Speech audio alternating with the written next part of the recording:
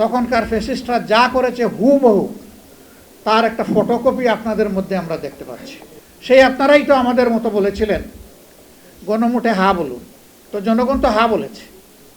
70% মানুষ হা বলার পরে জনগণের এই অভিপ্রায়কে আপনারা অপমান করছেন কেন? আমরা বিশ্বাস করতে চাই বর্তমান সরকারি দলে যারা আছেন তারা 17.5 বছর আমাদের মতোই মজলুম ছিলেন। আমি তাদেরকে একবার অনুরোধ করব, জাতির উপরে এই যে জুলুমের পাহাড় নেমে এসেছিল, এই ক্ষেত্রটা কেন কিভাবে প্রস্তুত হয়েছিল তারা যেন একবার চিন্তা করেন।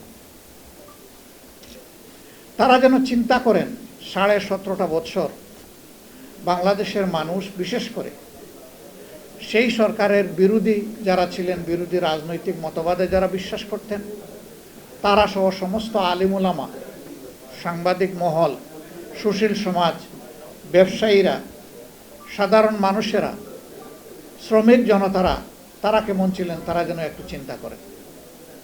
তারা নিজেরাই বলেছেন তাদের সময় কেটেছে পাট খেতে, ধান খেতে।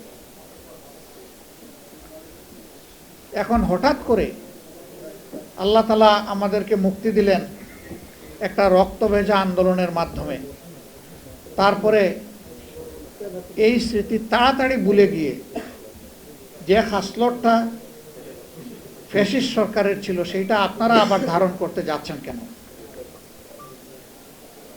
আমরা তো নতুন কিছুই দেখতে পাচ্ছি না।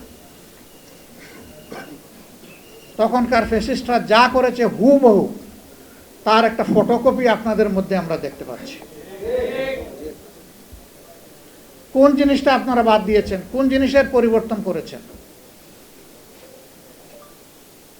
ওরা যেমন বিরোধী মতকে দমন করার জন্য ষড়যন্ত্র, অপপ্রচার এবং বল প্রয়োগের আশ্রয় নিয়েছিল, আপনারা সবগুলা ইতিমধ্যে নিয়ে ফেলেছেন।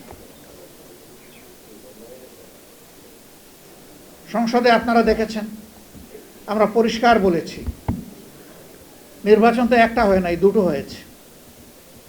শপথ 2টা নেওয়ার কথা ছিল, আমরা নিলাম, আপনারা নিলেন না কেন? সেই আপনারাই তো আমাদের মতো বলেছিলেন গণমুঠে হা বলুন, তো জনগণ তো হা বলেছে। 70% মানুষ হা বলার পরে জনগণের এই অভিপ্রায়কে আপনারা অপমান করছেন কেন, অগ্রাহ্য করছেন কেন? 71-এর যুদ্ধ কেন হয়েছিল? বেসিক 2টা কারণ ছিল। একটা ছিল বৈষম্য, আরেকটা ছিল জনগণের ভোটকে সম্মান না দেখানো। এখন হুবহু দেখি তাই সব কিছু, কোনো বেশ কম দেখতে পাচ্ছি না।